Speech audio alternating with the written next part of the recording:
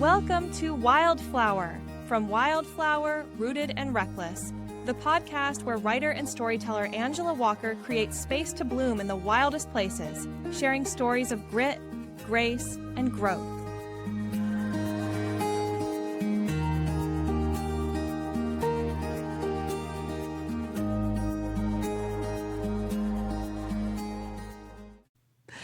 Welcome to Wildflower, Rooted and Reckless. I'm Angela Walker, and this is where I've come to bloom.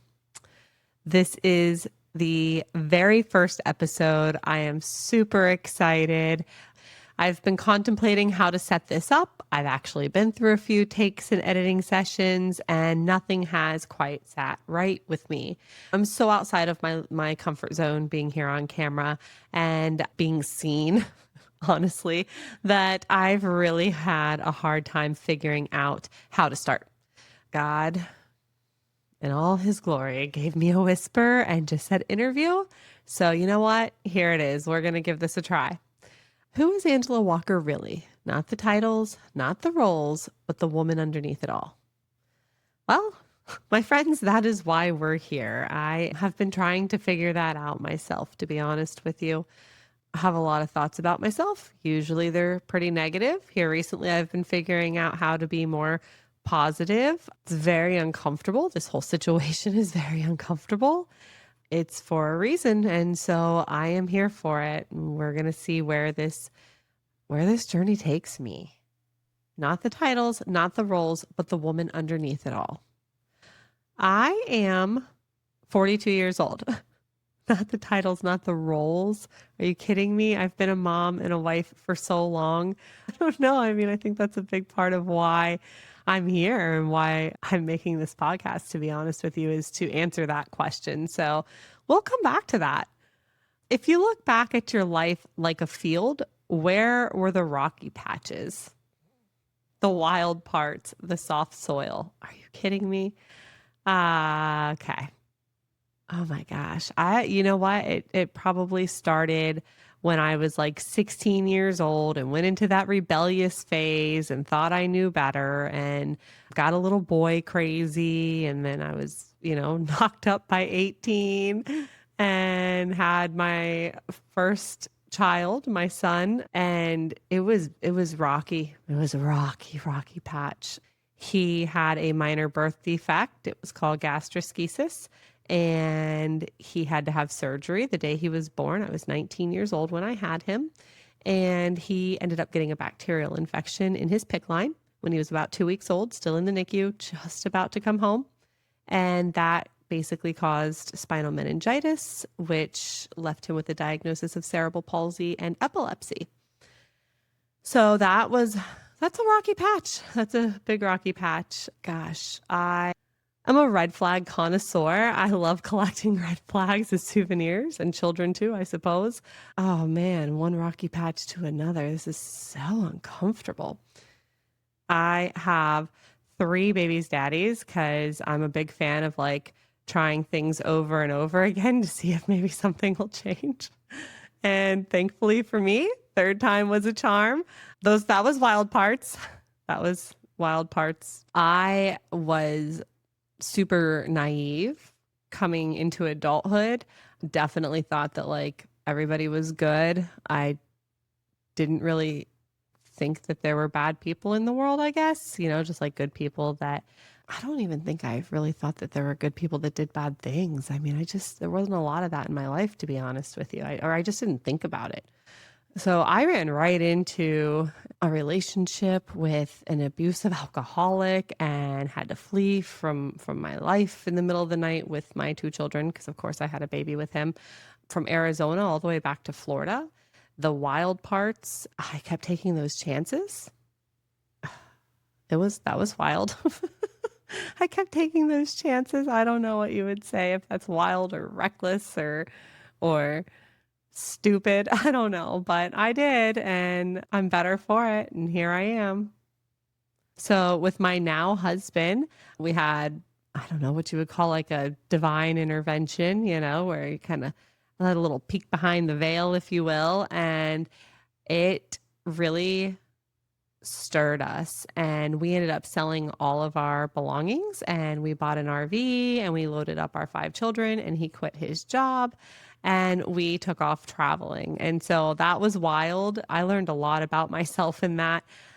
It's not the first time I've done something wild like that. I love to go. I definitely have kind of that gypsy heart and that hippie soul where I just would love to be a nomad and always be wandering and going. But stability is important. And so here we are, being a good girl, being stable and stuff, doing all the stable things. But definitely the wild part is really my heart. I love traveling and seeing new things, and I want to experience all of the things. And so kind of gets me in trouble sometimes.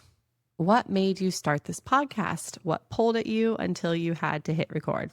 Oh my gosh, so many things made me start this podcast. I feel like I've been trying to do something like this for so long.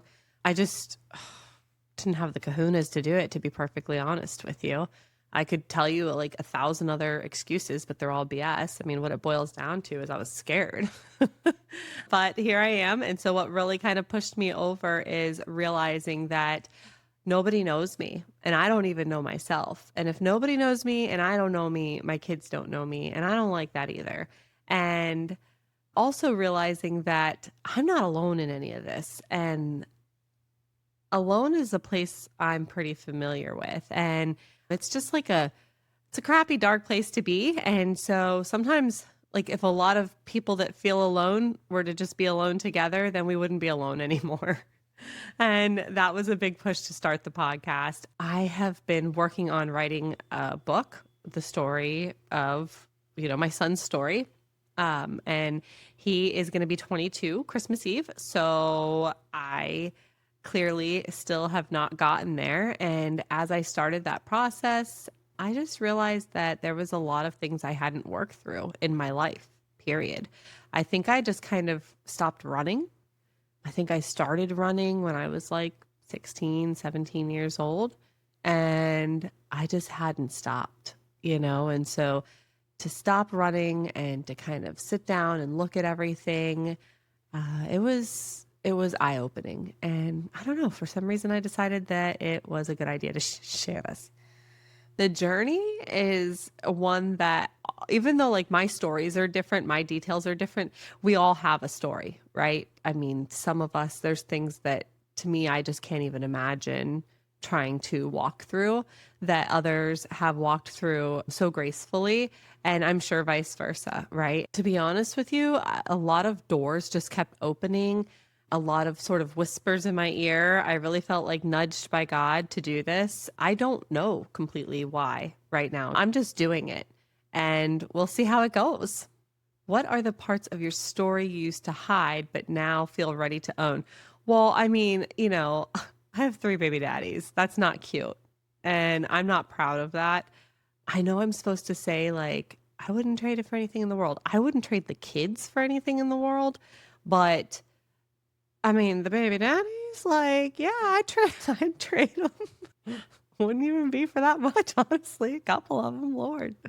But not the experiences. I know that sounds crazy, and I kind of want to put myself in timeout for it, but not the experiences. It's really shaped me into who I am, and I'm good and bad, right? And certainly given me something to work through in my 40s. So, yeah, I think that that's probably the biggest thing. Is I feel stupid that I kept putting myself in these perpetual situations. And on one hand, I want to be like, oh, I'm a good mom because I got myself out of those situations. And as soon as I saw that they were affecting my children, I like jumped out, but then I got right back into them. So, there's that.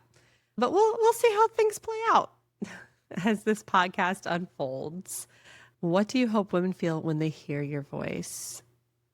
Seen and heard. I hope that they feel permission to take up space and be themselves and share with one another. And that's a big one, right? Like, to share with one another. What does being a wildflower mean to you? To me, being a wildflower is resilience. It is the ability to bloom no matter where you are and to move and bloom if you need to. It's the strength to grow, even when it's uncomfortable. It's the strength to push through, even when you feel like everything's kind of against you. And it is that perseverance that creates the most beautiful blooms. Being a wildflower is being kept on one hand, right? And then also being challenged and overcoming and being strong and beautiful and dignified. That's what being a wildflower means to me.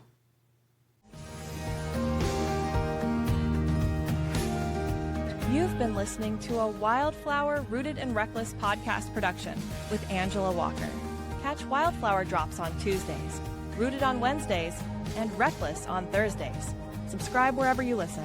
Stay wild, stay rooted, stay reckless.